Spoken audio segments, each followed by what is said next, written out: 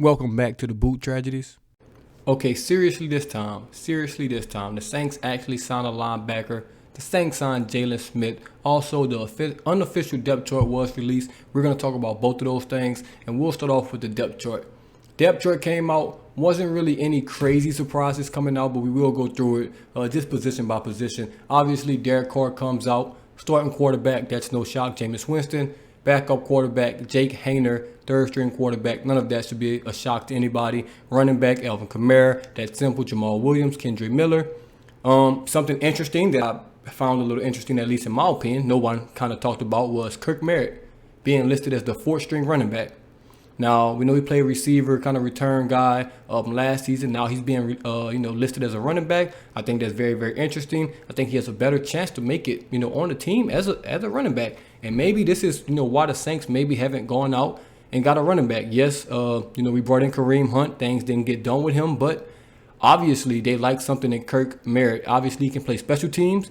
If you watch any of my videos, I always said that running back 4 is going to be a guy you need to play special teams. So having Kirk Merritt out there as their running back 4, maybe they like him on the special teams.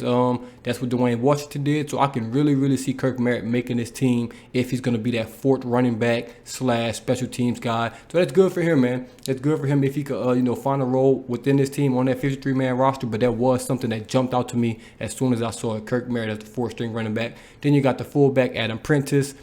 Jake Vargas right behind him. Then the receiver spots.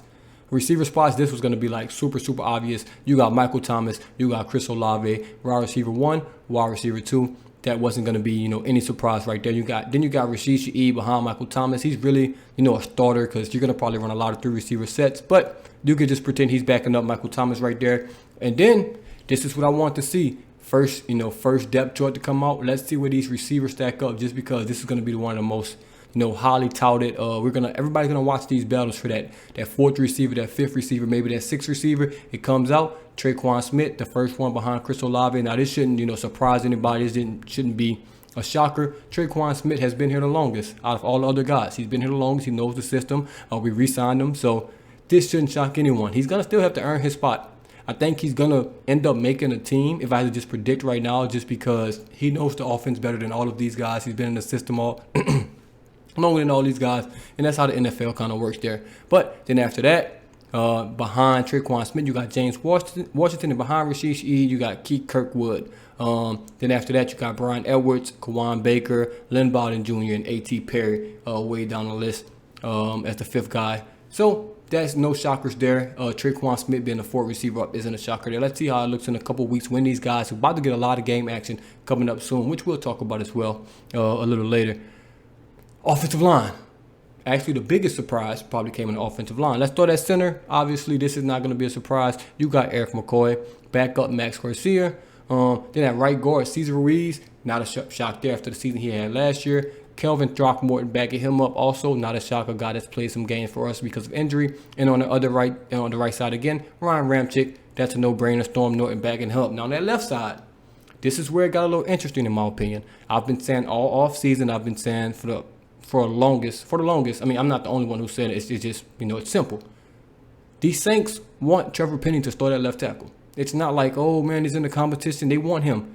And they listed him. The only left tackle right there, Trevor Penning. He's going to be your starting left tackle. You don't trade, they trade up for Olave, but you don't make a first round pick for a tackle and not play him. That's just not how this works. Unless he's hurt, you're going to play that first round tackle. And he didn't get to play last season, so this is year 2. And he's basically going to be on like year 1 worth of reps. He's going to play football for us, and he's going to be the starting left tackle, and he's going to have to be good. It's just simple as that. So Trevor Penning will be your starting left tackle as long as he's healthy. Landon Young, who just sprained his MCL, is the backup. And then you have Lewis Kidd behind Landon Young, who played some valuable snaps last year. Now, the biggest shocker, in my opinion, was that left guard.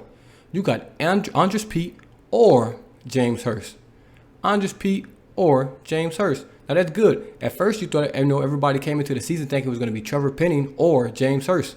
It's actually Andres Pete or James Hurst. And I think this is very, very good for the Saints because James Hurst he's a serviceable Serviceable player in the NFL on the offensive line. He can play tackle. He can play guard. Do you like that from your offensive lineman? Pete has been solid, but he has been injury prone. He's injured right now with that calf injury. So having James Hurst compete with him for that starting spot is absolutely fantastic. It's good for James Hurst because Andres Pete's going to get hurt. I said that about a month ago, and look, he's already hurt.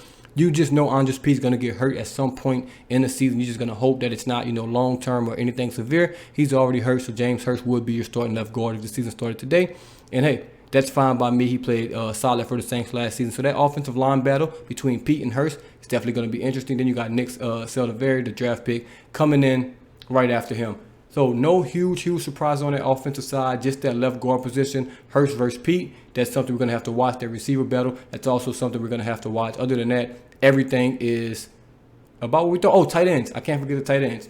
This one actually, I wouldn't say this one shocked me. You got Juwan Johnson or Taysom Hill. I think they just did that just because it's like you can't put Taysom Hill as the third string tight end or the fourth string running back or the fourth string quarterback. You have to put him with the starter somewhere. So I think they just put him with the tight ends, Juwan Johnson or Taysom. We basically are the only team in the NFL that have 12 starters on offense because Taysom Hill is a starter.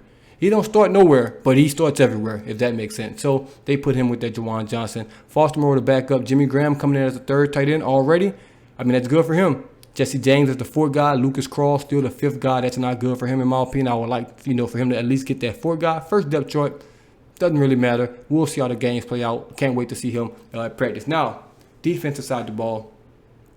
Nothing posted here was a shocker. This one shouldn't even take long. This is just what everybody expected, let's be honest. Carl Granderson got your edge, at defensive end. Peyton Turner, Isaiah Foskey, the rookie behind him. Defensive tackle, Kalen Saunders, Malcolm Roach, then Nathan Shepard and Brian Bresee.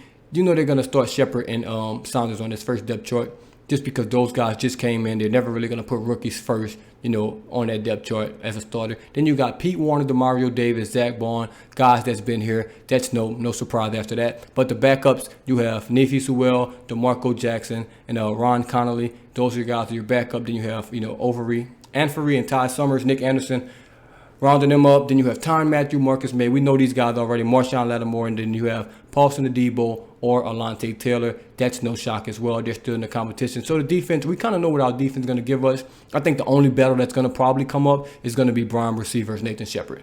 Other than that, we all kind of know what the defense is going to bring us and what the defense is. Special teams battle, everything's the same. You got Will Lutz on kickoff/kicker, Blake Gilligan, a starting punter, Zach Wood, who just signed the extension as the long snapper, Blake Gilligan, the holder, and Rashid Shaheed at both your return positions. That's good for him. Obviously, I think Kirk Merritt's probably going to do it because Rashid Shaheed's out right now. But nothing really shocked me with this depth chart. I like it, though. I really, really like this team as it is. And only thing I say bad about this depth chart is I think we need some linebacker depth. And boom, that takes us to Jalen Smith. Now, I promise this time we actually signed a linebacker, man. Like I said, I said we signed Anthony Boyd. Well, I didn't say it. Don't blame me. I didn't say it. I was just reporting the reports that we're going to sign him and Kareem Hunt. We didn't do either, which is welcome to the tragedy, man. Welcome to the tragedy. But Jalen Smith, obviously this guy coming out of college was going to be a top 5 pick. Everyone knows this. He was going to be a top 5 pick. Didn't get to play because he had, I think, some ACL, MCL, very, very bad injury in that bowl game. He's basically the guy that started, college players sitting out of bowl games, risk of injury and things like that. And he's a really, really good player. Obviously, I won't say fell off because he had a nerve injury, which is very, very bad for a linebacker, man. The older you get, the harder it's going to be. But his time in Dallas, man, he was amazing. He was amazing. Rookie year, 81 tackles, 50 solo, 31 assists. Very, very good. Very, very good. After that, second year in Dallas, 121 tackles, 82 solo, 39 assists, 6 tackles for loss. The next year, 142 tackles. Then the year after that, 154 tackles, 83 and 89 solo. The guy was an absolute beast. Made a Pro Bowl with Dallas. Super, super good. Played middle linebacker, played left linebacker. Then in 2021, he played for 3 teams. He played for Dallas.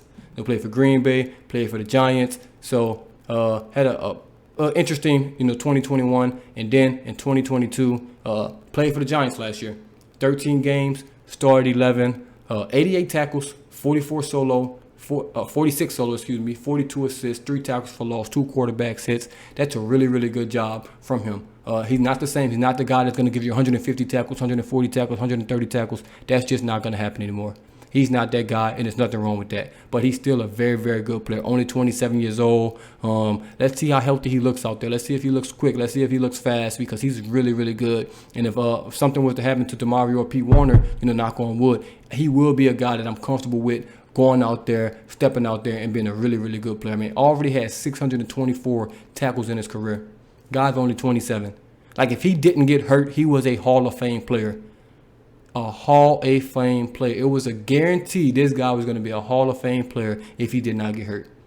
I mean, he honestly he's still on Hall of Fame pace right now. I don't think he's going to, continue that, crazy pace he had in Dallas, just because I think that injury can finally catch up with him. He's not the same. He's not moving. But you never know, man. Maybe he can get a resurgence, have a good backup year for the Saints, and maybe go somewhere else next year or sign with the Saints again. Who knows what that would happen. But the man still has 624 tackles through, 1, 2, 3, 4, 5, 6 seasons? That's absolutely insane. That's absolutely insane. So we'll see what happens with Jalen Smith. I really, really like this sign. I actually like this signing better than Anthony Barr. I think they're both good players. Don't get me wrong. I think they're both really, really good players. We'll see what happens. We'll see what happens with this signing. Can't wait for that Chiefs game, and I'll have more on that in the next video. But thank y'all for tuning in once again. As always, this is the Tragedies, and I'm out.